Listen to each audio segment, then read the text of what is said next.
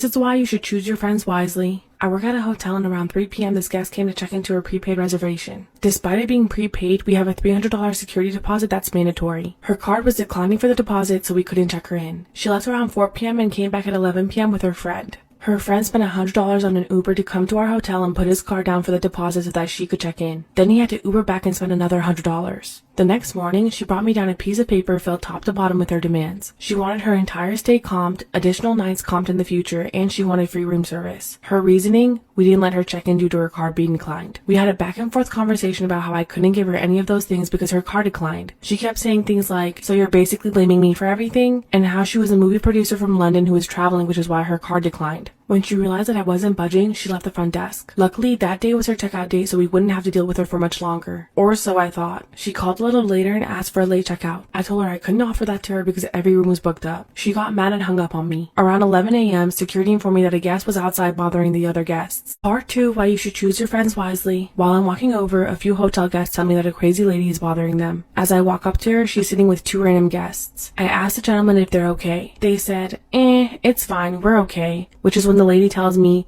the only person bothering them is you. I ignore her and double check with the other guests who confirm that they're okay. That's when she says, "Bye, you can go now." To which I replied, "Remember, checkout is at 12. Oh, and if another guest complains about you bothering them, you'll be kicked out of the pool." Eventually, 12 p.m. checkout time hits. I send security to her room first as part of the do-outs. They inform me that her bags are all over the room, but she's not there. We smell cigarettes in her room and after an inspection, find out that she's been extensively smoking in the room. That's a $500 fee. I authorized the $500 on her friend's card since it's the only one that we have on file. 1 p.m. hits, then 2, and finally she arrives at 6 p.m. I post a $300 checkout fee to her room as well, along with a resort fee totaling $850. When she came back, we told her we couldn't release her things until the cardholder signs authorization for the charges. This is when she throws a huge tantrum and leaves. However, it doesn't end there.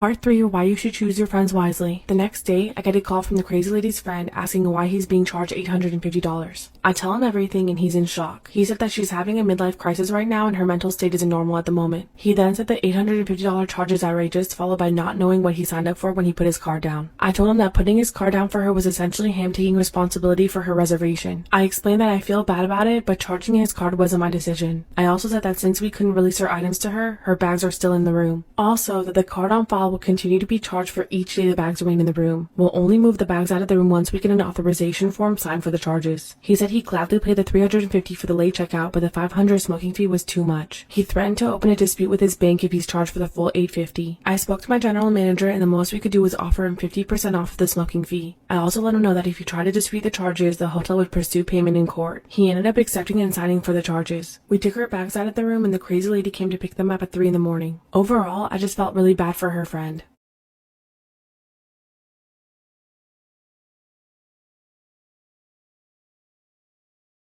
25, female. I found out that my husband, 31 male, regularly masturbates to photos of my sisters and mother. He's been hiding it from me. How do I encourage him to talk about this honestly? No.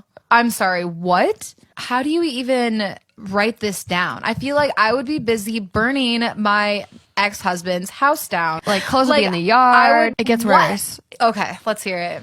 A few days ago, I accidentally walked in on him masturbating. On his laptop screen, he had 2 pictures side by side. One was my youngest sister, a picture from Instagram wearing a bikini on vacation. The other was my mother, also in her swimwear on vacation. So, how old is the sister, does she say?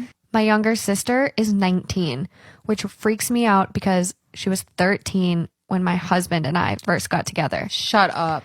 But he says he never masturbated to her until she turned 18. Oh my God. Storytime about how my neighbor killed my dog. So a little background information. When I was about 3 years old, my parents got me a German Shepherd. And my neighbors who lived next to us absolutely loved our dog. And so did their kids. Like, their dad literally put a doggy door in the fence, so that way our dog could go back and forth from our house to his house. Well, when I was about 8 years old, my neighbors decided to sell their house. So he told us that he had to take out the doggy door because the people that were buying his house hated animals. Well, the people who had just bought his house, they ended up moving in before he could take out the doggy door. So our new neighbors asked us if we could put like a piece of plywood in front of the door so that way our dog couldn't get through. And they said that they would do the same to their side of the fence. So my dad said, yeah, he put a piece of plywood in front of there. Well, my dog, Gabe, the one night that my brother let him out, he ended up getting the plywood off of the doggy door. Well, my brother literally had to crawl through the doggy door to get the dog before one of them saw him in the yard. Like for part 2 about how my neighbors killed my dog.